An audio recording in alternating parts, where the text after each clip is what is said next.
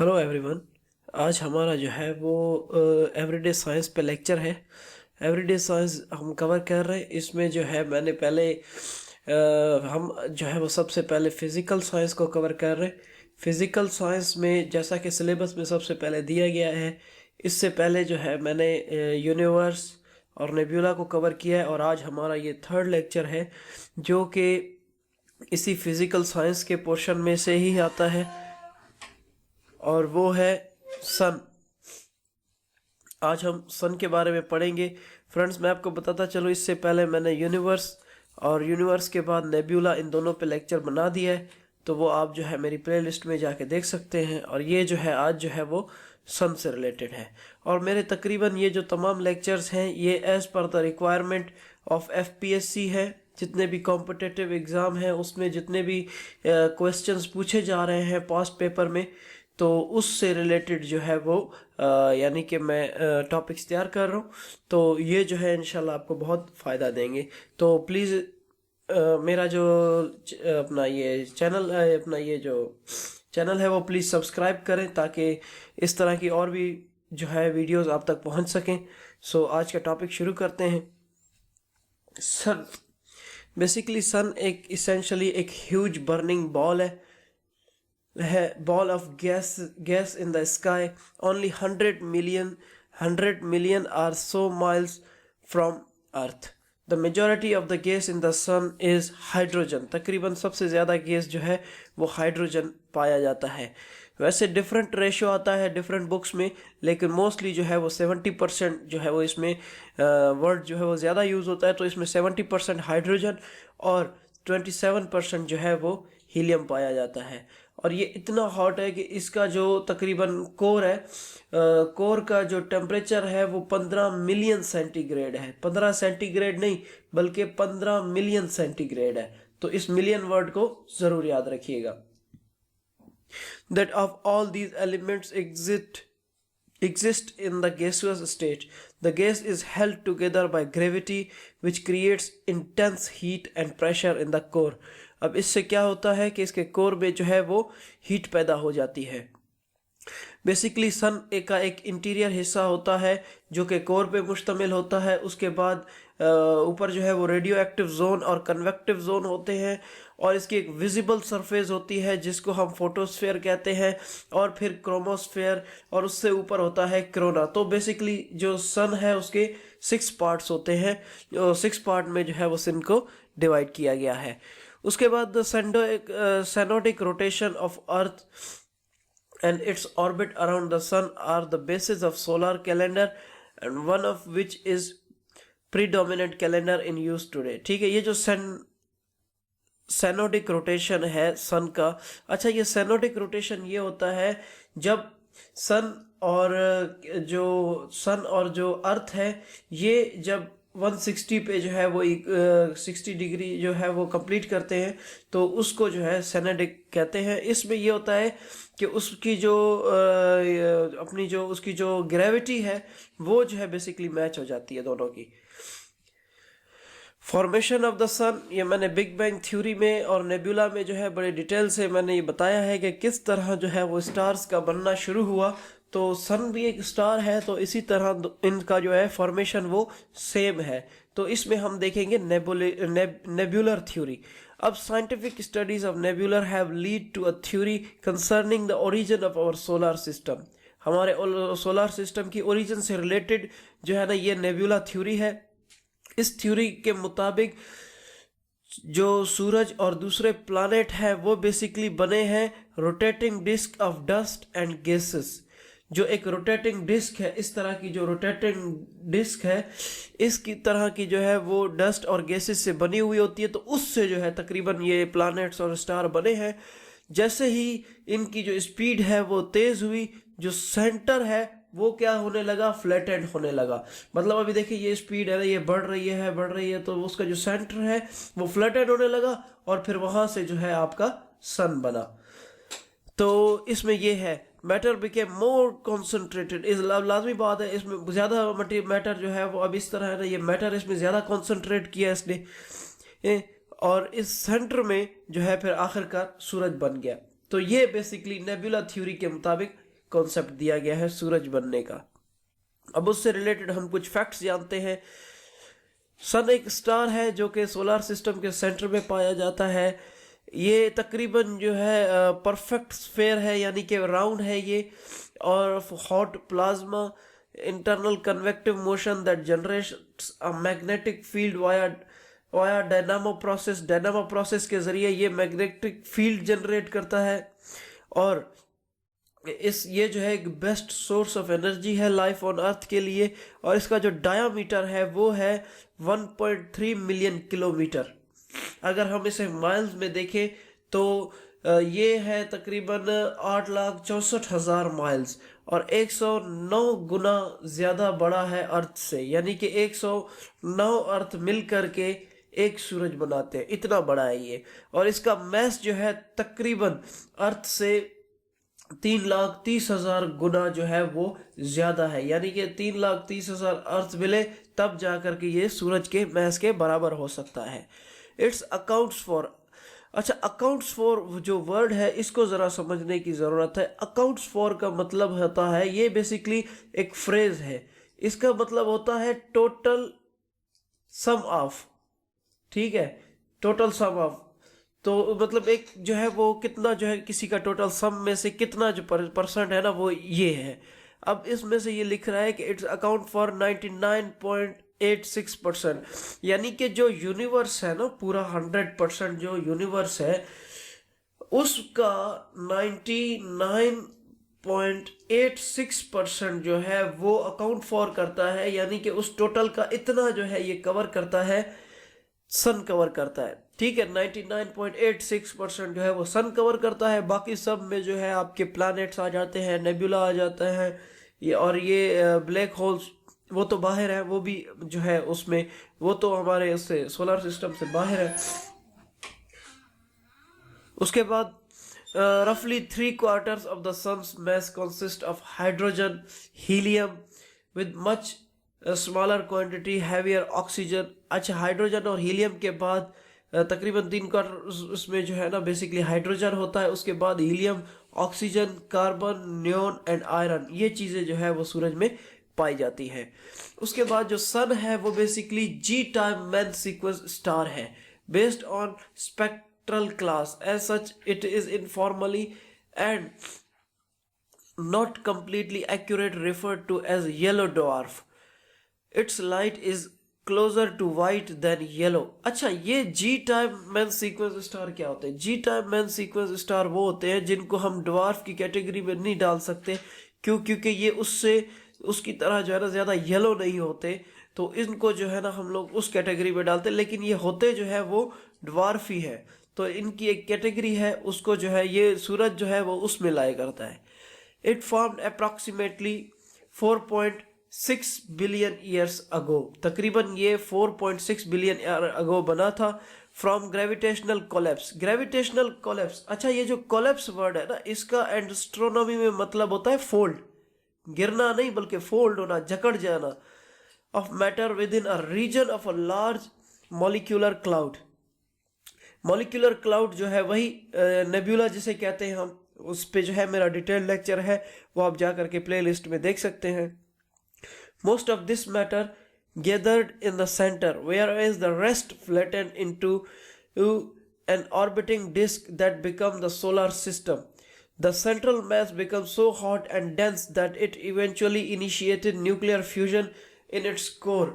It is thought that almost all stars form by this process. अब ये basically वही process जो मैंने फॉर्मेशन ऑफ स्टार में बताया है उसको जो है इसने एलेबोरेट किया है। Sun currently fuses about 6 million tons of hydrogen into helium. अच्छा, ये जो सन है बेसिकली तकरीबन 600 मिलियन टन्स ऑफ हाइड्रोजन जो है वो हीलियम में फ्यूज करता है हर सेकेंड में, और कन्वर्ट करता है तकरीबन 4.4 million ton of matter into energy. 4 million ton of atom को ये एनर्जी में कन्वर्ट करता है, और उसके बाद दूसरे नंबर पे ये तकरीबन 6 मिलियन हाइड्रोजन को ये फ्यूज करता है हीलियम में। तो इस तरह जो है ये इसमें फ्यूज हो जाता है। तो ये बेसिकली एक every second as a result, हर सेकेंड में ये जो है ना बेसिकली अपना जो है वो ट्रांसफॉर्मेशन हो रही है. This energy which can take between 10,000 and 170,000 years to escape from its core. It is the source of the sunlight and heat. ये बेसिकली तकरीबन 10,000 से लेकर के 170,000 सालों से ये जो चीज़ें हैं, ये जो एनर्जी है ये कोर से निकल रही है, और ये जो है ना ओनली सोर्स है लाइट और हीट का पूरी दुनिया में. Prediction of heat. अच्छा, ये जो सन है इसके बारे में कैसे प्रेडिक्ट किया जा रहा है? दो बेसिकली मेन प्रेडिक्शन है. एक तो ये कि जब hydrogen fusion in its core. अच्छा, ये प्रेडिक्शन ऑफ हीट नहीं है, प्रेडिक्शन ऑफ सन है. ठीक है, सन के बारे में क्या प्रेडिक्शन दी जा रही है? When hydrogen fusion in its core has diminished to the point at which the sun is no longer in hydrostatic equilibrium. जब सूरज हाइड्रोस्टैटिक इक्विलिब्रियम में नहीं होगा तो इसका जो कोर है वो बेसिकली क्या करेगा? Undergo a mark decreased in density. एक जो है डेंसिटी उसकी डिक्रीज हो जाएगी, और temperature while it's outer layer expand.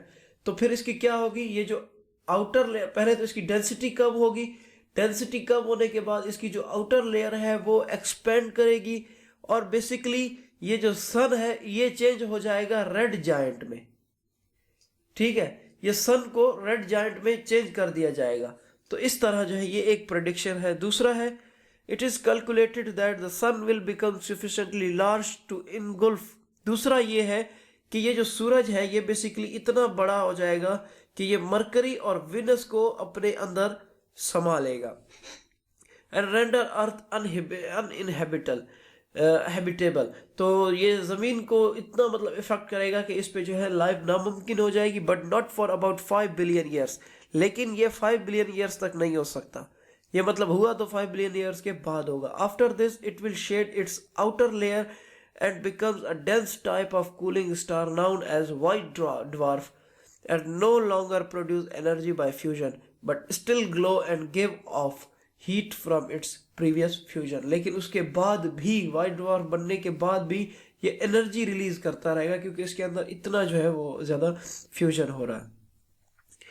How can sun have such a strong gravitational force if it is made up of gases? Sun is made up of mainly hydrogen.